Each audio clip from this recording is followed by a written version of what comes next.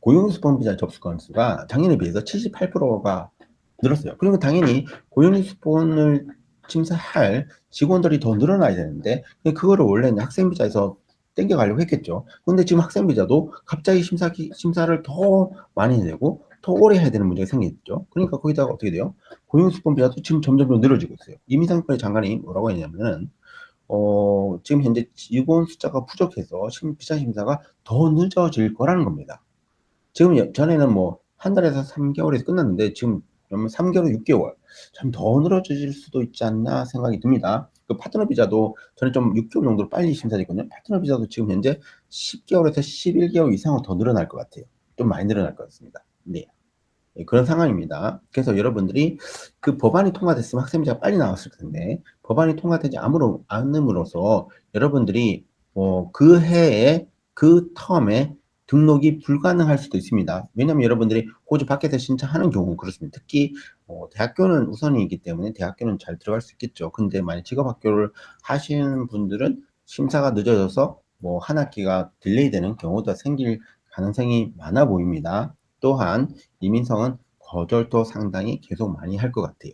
따라서 여러분 서류가 얼마나 준비를 잘 하느냐가 거의 이제 비자의 당락을 결정하기 때문에 여러분이 어떤 에이전트, 법무사와 학생비를 준비하느냐가 여러분의 비자의 당락을 결정할 수도 있어 보입니다. 상당히.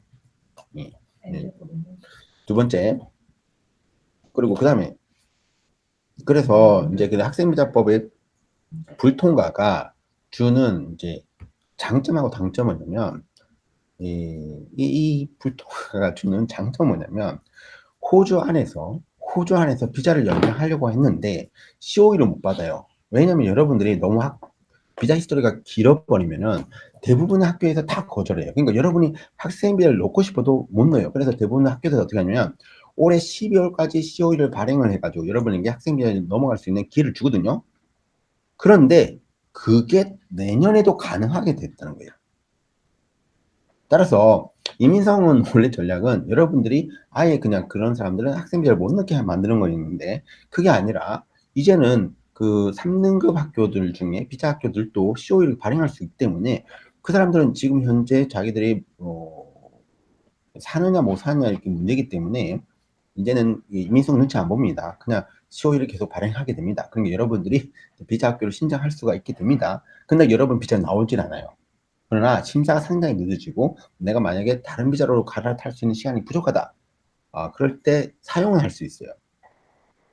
그리고 비자를 승인받기는 어렵겠죠. 그런데 그런 거 재심을 가겠죠, 여러분이.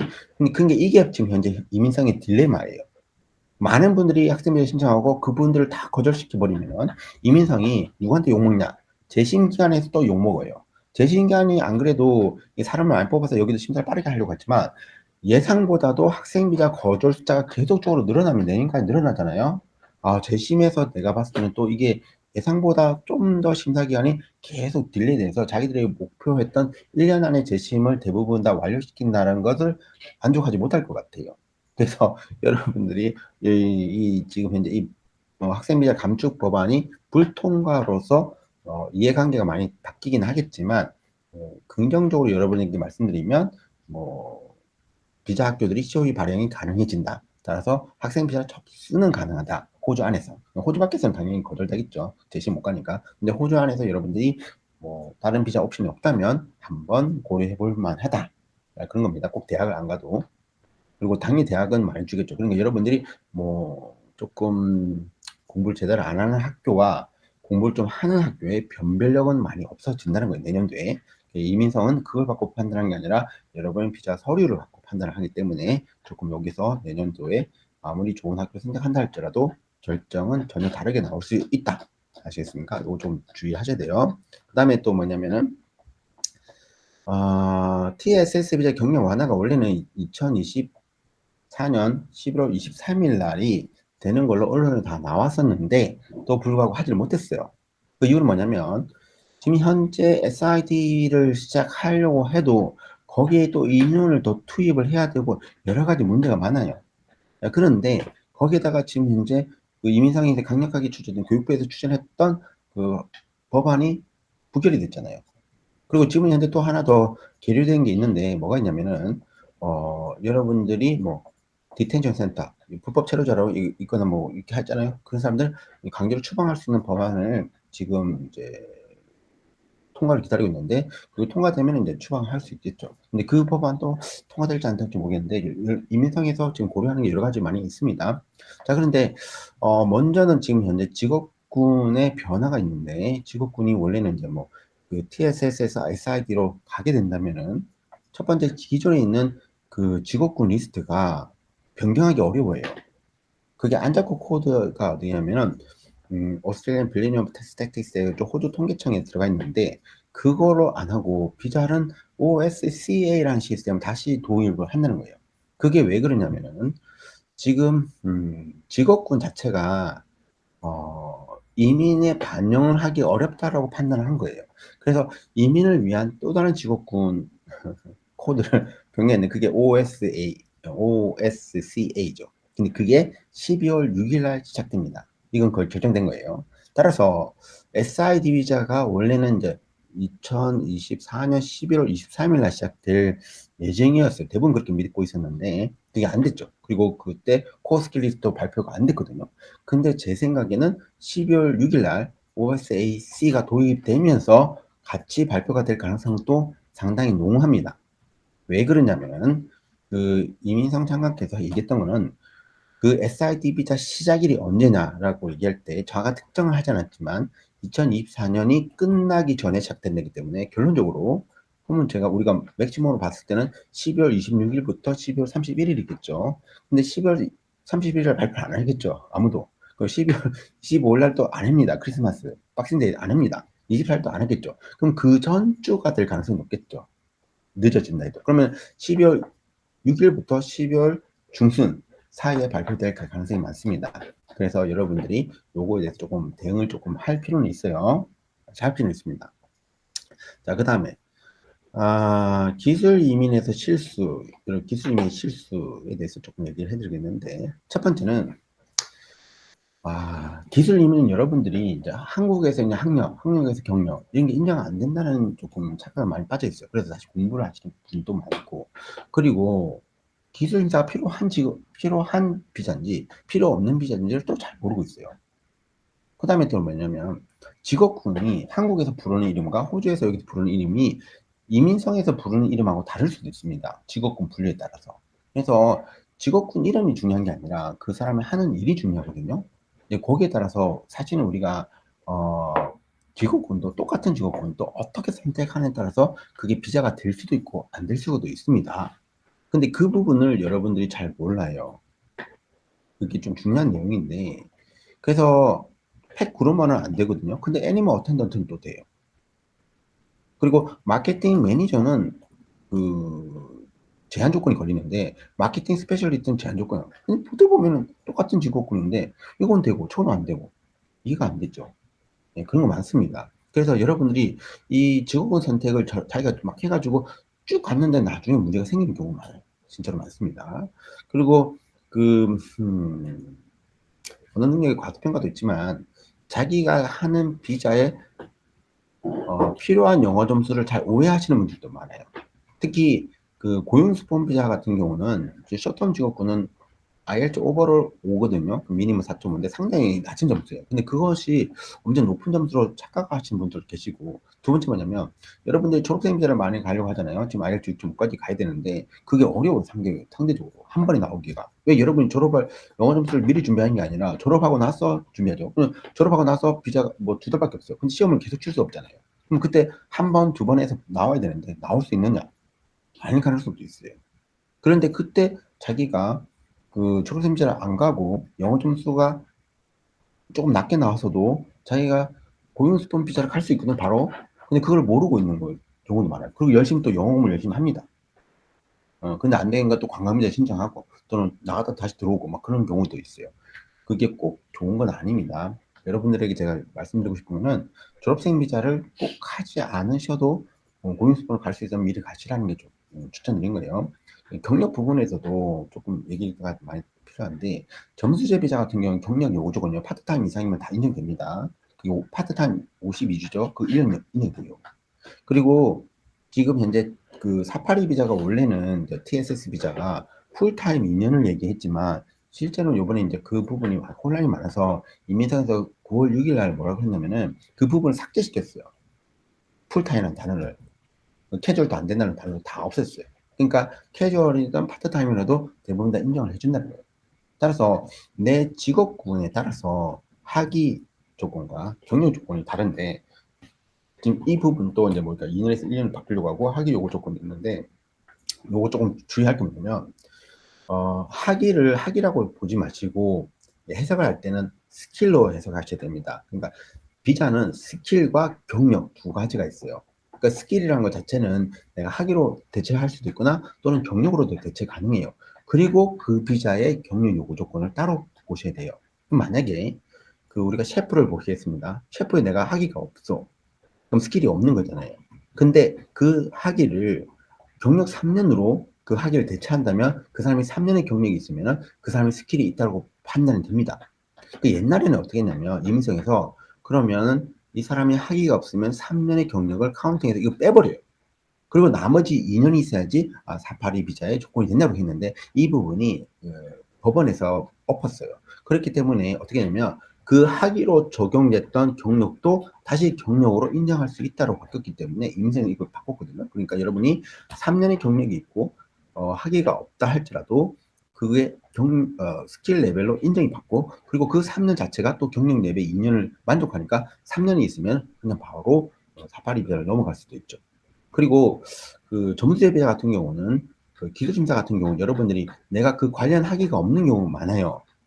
그런데 기술심사 기관들이 대부분 어떻게 보냐면 관련 학위가 없어도 그 레벨이 맞으면 경력이 2년이나 3년이 되면은 또 기술심사 또 통과가 가능한 경우도 많습니다. 직구만 좀 다르긴 합니다. 그런 것도 주의할 필요가 있어요. 뭐, IT 같은 경우는 뭐 관련 학위가 아니면 4년에서 6년이 있으면 또 되기도 하고 엔지니어링 스타일 같은 경우는 뭐 그 자기가 그 경력이 없어도 그 CDR이라는 게 있는데 그걸 갖고도 인정이 받을 수가 있어요. 그리고 베타시스 같은 경우서도 학력보다는 경력을 좀 더 중요하게 생각합니다. 이렇게, 아시겠습니까? 여러 가지 있으니까 이런 부분들도 저한테 조금 많이 문의해 주시면 저희가 답변도 가능합니다. 아시겠습니까? 그 다음에 또 뭐냐면은 네. 이게 기술심사 기관에서 경력 카운팅하는 방법하고 이민상에서 경력 카운팅하는 조금 다를 수가 있어요. 그리고 비자마다 좀 다릅니다. 아시겠어요? 그거 조금 주의할 필요 있습니다. 그 다음에 영주권 인비를 많이 받은 직업군은 단순해요. 간호사가 제일 많습니다. 이거 어쩔 수 없는 건데 그 다음이 이 조금 호주의 상황 때문에 하우싱 크라이시스 때문에 컨스트럭션 쪽이 엄청나게 많이 받았어요. 189에서 상당히 많이 받습니다. 컨스트럭션 원형 직업 많잖아요. 뭐 카펜터도 있고 타일러도 있고 페인터도 있고 뭐 이런 직업군이 상당히 인비를 많이 받았어요. 저희 회원 중에 사파리 준비하고 있는데 189가 인비 받은 사람도 있어요. 생각도 못하고 그것도 65점에 그렇죠? 근데 이것도 한때죠. 근데 이게 만약 내년도에도 계속 이런 분위기가 갈 것인지는 모르겠지만 조금 쉽지 않을 것 같아요. 점수가 올라가지 않을까. 그리고 그다음에 선생님 쪽이 많이 받았어요. 선생님 같은 경우가 호주 사람들도 선생님 하는 거 싫어해요. 요즘 10대 애들 무서워 그런지 모르겠는데 선생님 싫어요. 싫어해요. 선생님 싫어요. 그래서 의외로 외국인들이 선생님 자리를 많이 차지하고 있어요. 근데 문제점이 뭐냐면 엔트리가 어렵죠. 왜냐면 영어 점수를 많이 요구하는데 여러분 희소식은 있어요. 뭐가 있냐면 여러분들이 뭐 초등학교 선생님, 중학교 선생님은 힘들 수 있긴 하지만 우리가 유치원 선생님 있잖아요. 유치원 선생님. 유치원 선생님 저는 강력히 추천드립니다. 유치원 선생님 같은 경우는 여러분이 한국에서 학위가 바첼러 학위가 존재하잖아요. 그러면 그레듀에이트 디플로마 오브 얼리 차일드후드 에듀케이션을 공부하게 되면 1년짜리예요. 그거는 영어 점수가 원래 필요한데 학위가 있으면 경력 그 영어 점수를 면제해줘요. 그게 옛날에는 이제 어떤 식으로 카운팅했냐면 최소 뭐 4년의 하이어 에듀케이션 필요해가지고 뭐 바첼러 공부하고 그다음에 그 그레듀에이션 디플로마까지 가거나 그렇게 했는데 그것이 지금 현재 교육기간이 12월 7일부터 아직 안 됐네요. 12월 7일. 예, 앞으로 미래에 일어날지만 지금 공부하시는 분들에게 도움이 되겠죠? 예, 그때는 학위 그 1년 이상의 그 공부를 하게 되면은 영어 점수를 면제시켜줘요. 따라서 그냥 바로 기술자 통과가 되는 거예요. 그러니까 여러분이 실제로 이민서 신청할 때는 학위가 7, 8 없어도 6이어도 데리고 요 분야의 인비 점수가 좀 낮아요, 상대적으로. 지원자가 적다 보니까. 근데 뭐 지금 지원하시는 분 내년도에 아마 이쪽 학과로 사람들 많이 공부할 것 같아요. 그래서 미리 공부하고 있는 사람들에게 상당히 좋은 거죠. 조금 요거는 제가 조금 적극적으로 추천해 드리는데, 하고 싶으신 분은 하세요. 근데 학교에서 엔트리 할 때도 근데 영어를 봅니다. 그래서 영어가 너무 부족하신 분은 들어가기는 어렵겠죠. 그리고 학생 수가 많이 들어가다 보니까 학교에서도 학생들을 많이 거절하기도 합니다. 그런 부분도 있으니까 자기 좀 잘 찾아보셔서 꼭 그 좋은 학교가 중요한 게 아니라 조금 학교 레벨이 낮아도 그 과정이 중요하거든요. 요거 좀 적극적으로 좀 고려해 볼 필요가 있습니다. 그 다음에 또 변화가 뭐가 있냐면 직업군의 변화입니다. 네, 잘 들으세요. 11월에 미들 롱텀 직업군이 추가가 됐어요. 12월 7일, 아까 12월 6일 날 그 직업군 변화가 생기는데 이거 왜 하셨을까? 라는 생각이 있겠죠, 여러분들에게. 네, 근데 여기 들어와 있습니다. 이거 무슨 뜻입니까? 필요해서 넣은 거예요, 이민성에서. 그럼 뭘 넣었냐면은 사이버 시큐리티 스페셜리스트 넣었습니다. 이건 무슨 말입니까? 이민성이 189를 주겠다는 얘기입니다. 아시겠어요? 왜냐면 이게 미들 롱텀이 안 들어가 있으니까 189를 초청을 못하죠. 근데 이민성 입장에서는 사이버 시큐리티가 앞으로 점점 더 필요해져 간다는 겁니다.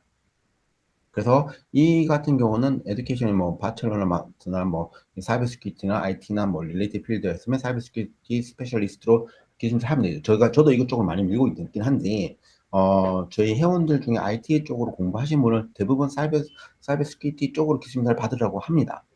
이쪽이 조금 제가 봤을 때는 조금 이민성의 트렌드가 맞아요. 그 다음에 뭐냐면 리뉴어블 에너지, 우리가 재생에너지죠. 재생에너지 이쪽도 관심 많아요. 환경보호 이런 게 많으니까 이쪽. 그 다음에 에지케어 센터 매니저 뭐도 있는데 이것도 이제 원래는 이제 이게 안 빠져 있는 건데 잘 집어넣은 거예요. 이거 이거 헬스 쪽으로 이렇게 디플로마만 있어도 되는 거예요. 이게 좀 좋은 건데 여러분들이 잘 모르고 있어요. 이게 조금 좋은 겁니다. 이거 사실. 근데 이게 미들 롱텀 들어왔다는 건 정말 좋은 거예요. 왜? 여러분들이 그거 공부하잖아요. 그 커뮤니티 서비스 그 공부하시죠? 이게 된단 말이에요. 이게 아시겠습니까? 이게 조금 네, 중요한 거예요. 중요한 거예요. 이거 에듀케이션 센터 매니저 이거 좋은 겁니다. 좋은 거 알겠죠? 이거 이 졸업생 비자 되잖아요. 미들 롱텀이 들어온다면 졸업생 비자 된다는 얘기예요. 아시겠습니까? 네, 그다음에 데이터 스페셜리스트 이것도 중요하겠죠. 근데 이게 뭐 이게 또 AI 때문에 그렇게 나온 거긴 한데 이게 원래는 좀 통계 쪽인데 이거를 약간 필드를 약간 왔다 갔다 합니다. 네, 그다음에 멘탈 헬스 너스는 별로 저한테는 별로 크게 의미는 없어요. 왜냐면 여러분들이 그 널스를 하게 되면 널스 스페셜라이즈 할 수 있긴 하지만 요즘 뭐 워낙 호주에는 청년들이 조금 정신적으로 문제가 많은 것 같은데 그래도 우리 쪽에서는 이걸 공부를 더 추가를 더 하기는 좀 쉽지는 않을 것 같아요. 그냥 제 생각에 널스만 해도 충분하지 않을까 라는 생각입니다. 근데 저는 관심을 가져야 될 거는 에듀케어 매니저 그 다음에 사이버 시큐리티 이쪽 관심이 여러분 공부를 한다면 IT 공부한다면 이쪽을 조금 더 해봐라. 그리고 사실은 에듀케어 매니저 이쪽을 조금 여러분 많이 이렇게 생각 안 하는 직업군인데 이거 좋은 거예요. 좋은 거예요. 여러분 그 일반 사설 학교에서도 공부가 가능한 거예요. 디플로마기 때문에. 이해되세요? 그리고 그러면 졸업생들 가져갈 수 있잖아요. 여러분이 에듀케어 공부하실 때 여러분들 대부분 다 졸업생들 못 간다는 생각하잖아요. 근데 지금 돼요. 그거 얼마나 좋아요. 아시겠습니까? 근데 디플로마까지 공부하셔야 돼요. 이해하셨습니까? 이해하셨기를 바랍니다. 아시겠죠? 중요한 거예요. 자, 그럼 학생비자 전략 아까 말했죠. 그러니까 학생비자가 숙소가 아니고 축소인데 축소 법안이 불통과됨으로써 네, 어떻게 돼요? 학교도 중요해요. 그러니까 여기서 학교라는 것은 그러니까 대학 빼고 대학과 비대학 이 두 개밖에 없어요. 아시겠습니까? 두 번째 뭐냐면 그 학교보다는 학생의 서류 준비가 더 중요해요. GT 더 중요해졌고 서류 정말 중요해졌습니다. 아시겠습니까? 그러니까 GT를 잘 써야 되고요. 서류 정말 잘 준비해야지 여러분이 비자가 나옵니다. 이건 학교와 별로 저 공부 상관없어요. 아무리 학교 줘도 제가 이제 이거 나이 50 몇 살 분 비자 나왔죠. 그리고 뭐 여여 커플인데 그것도 나이 엄청나게 많아요. 48세 뭐 40세. 근데 그거 학교가 그렇게 좋지도 않았어요. 그러니까 얼마큼 여러분이 서류가 정말로 잘 준비하면 결과 다를 수 있습니다. 저희 분 중에 한 분은 진짜 그 나이가 많고 자녀들이 여기 대학교까지 다 나오신 분도 있는데 그분 같은 경우도 이민생이 거절하기 엄청 힘들었어요. 여러 가지 이유를 만들어 놨으니까. 아시겠습니까? 그런 게 중요합니다. 아니면은 여러분 서류 조금 잘못 준비하잖아요. 그러면 이민성도 요즘에는 AI를 써가지고 1차 심사를 하는 경우 있어요. 그럴 경우 바로 거절 나올 수 있습니다. 조심하셔야 돼요. 그러니까 여러분들은 지금 이제 학사비자 축소 법안이 불통과로 인해서 플러스 알파가 있는 플러스와 마이너스가 있는데 마이너스는 서류 준비가 더 중요해졌다. 그러니까 플러스는 뭐냐면 그래도 뭐 비자 학교들이 COE를 발행할 수 있다. 요거 생각하시면 됩니다. 아시겠죠? 그리고 그래서 뭐 에이전트를 어디를 선택하느냐가 여러분의 비자가 달라질 수 있다. 그 정도 플러스 마이너스를 조금 생각해 보면 됩니다.